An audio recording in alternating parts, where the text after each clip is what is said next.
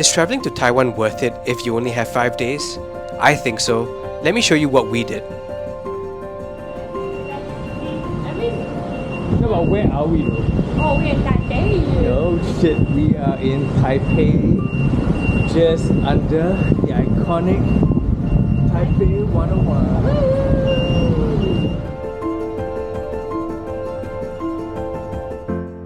Taipei 101 is one of the most iconic buildings in my mind in the whole world.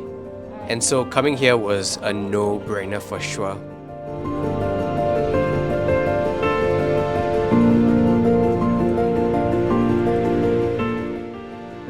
If you're a geek like me, growing up watching all sorts of documentaries about the Taipei 101 being a mega structure with an incredibly innovative damper system, being able to see the damper in person was such a treat.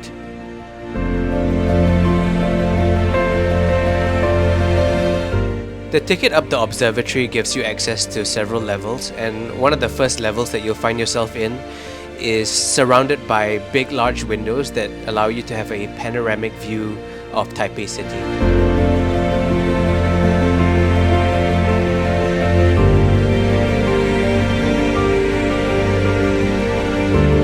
The highest level that you'll have access to is this open air deck where you can see the very top of the Taipei 101 building, and if you look through the grills, you'll be able to have an unobstructed view of Taipei City.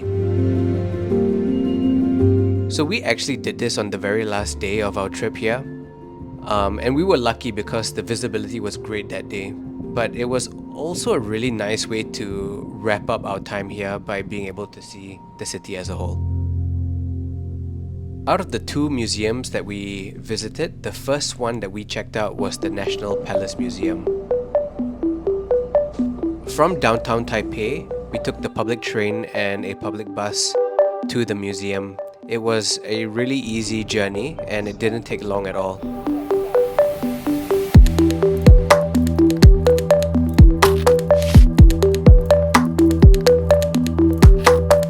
The museum itself looks really cool. It looks really grand. It's a great place to take pictures and videos just because of how scenic it is.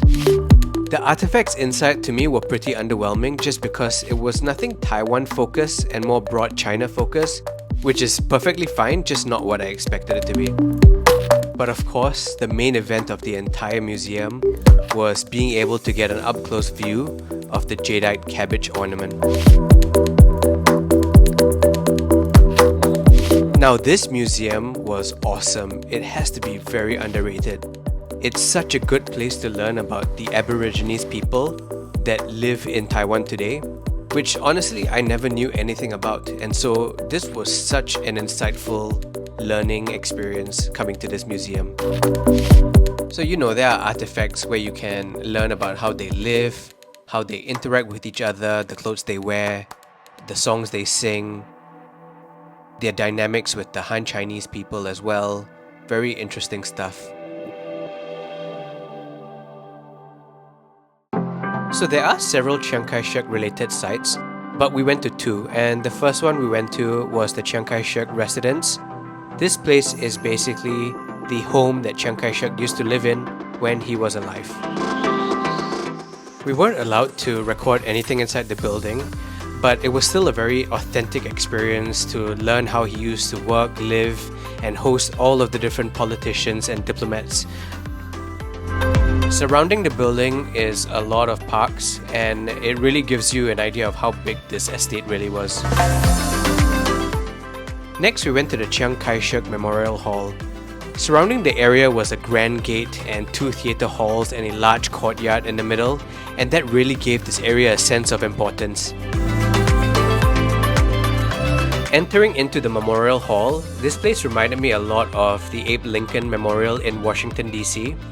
And the other thing that really stuck out to me was this beautifully placed sun that's taken from the ROC flag that they place really nicely above.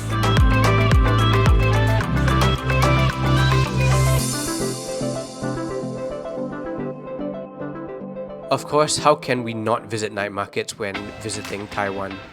The first place that we went to was the Raohe Street Night Market. So I'm not so much of a street food type of person. Are you in something? But it was still very enjoyable walking around and seeing what the various booths were selling.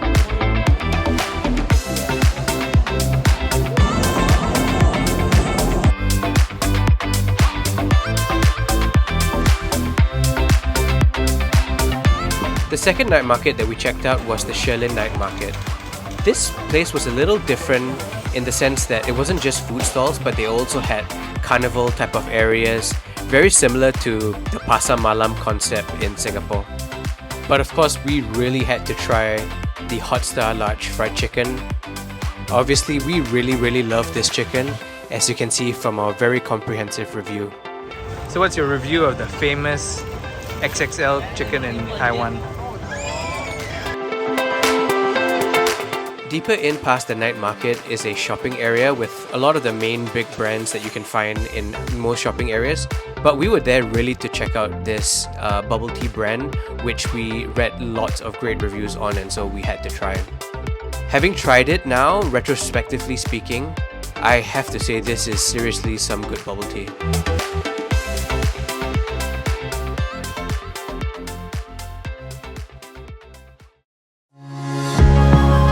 For one of the days, we rented a car for an entire day just so that we could do some exploration outside of downtown Taipei.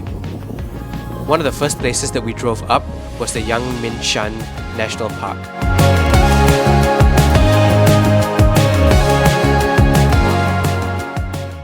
So that's the benefits of driving, you know? You can go at your own pace. And stumble into gems that you do not realize you're going to stumble into. Exactly. On our way to the popular Beito hot spring, and then we discovered another geothermal hot spring as well.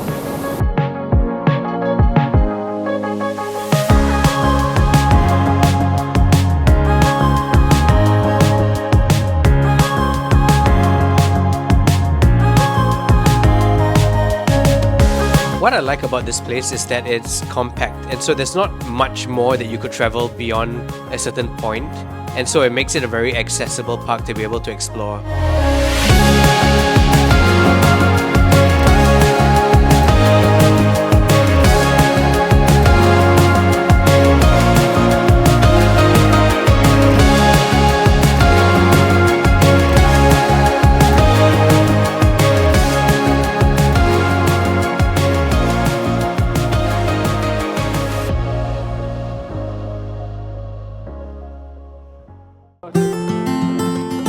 On the same day that we had the car, we took a trip down to Shifen Old Street, and this place is one of the more popular places that you'll find in YouTube travel vlogs as well.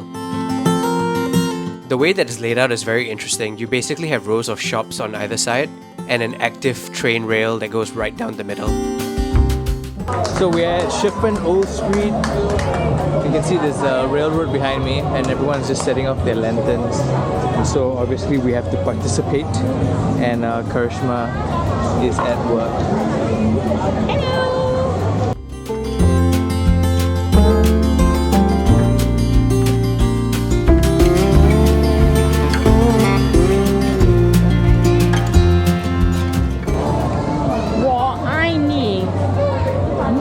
I love you.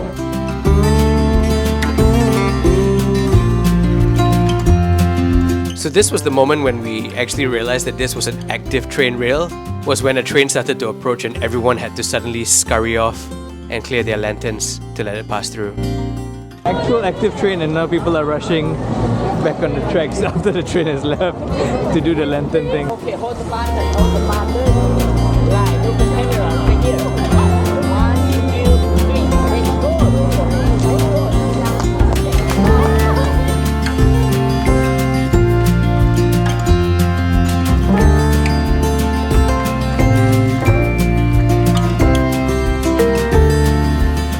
So we explored beyond Jiufen Old Street when we were there, and we found this bridge and we continued our walk just to explore a little further. And we found and stumbled upon a small waterfall, and now looking back, I heard that there was an even bigger one that we missed, but it was still worth the walk nonetheless.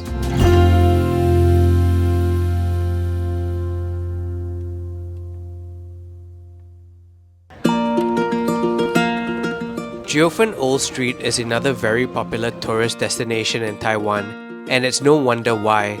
It is a really unique location because it's a small street that's located in a town that's attached to the side of a mountain, and that gives for very unique walkways and hidden shops and cafes sprinkled all across the area.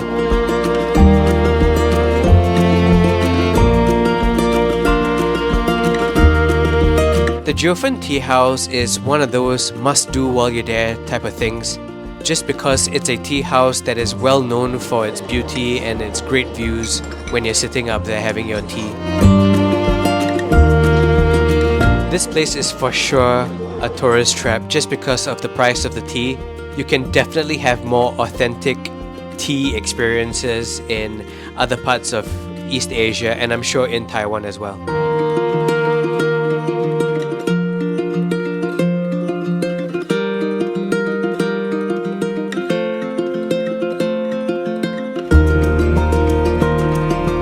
Towards the end of the trip, we were taken by some of our local relatives to what they call the backyard of Taiwan. The first place we went to was the Siaoyukeng Recreation Area, which is also found in the national park.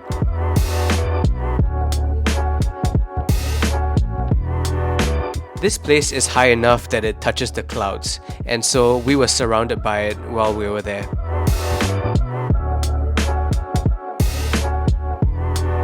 This whole area is all about the geothermal activity that's happening beneath the ground, and so as you walk around you can find little puddles of water that's bubbling in the heat, and also holes in the ground where you can see smoke coming out of it.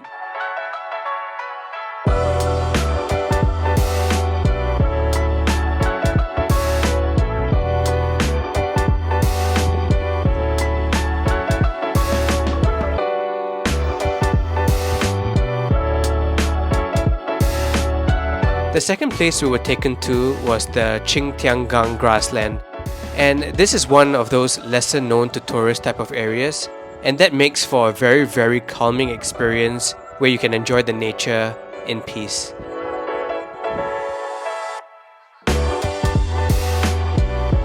And that's it. That's how we did 5 days in Taiwan.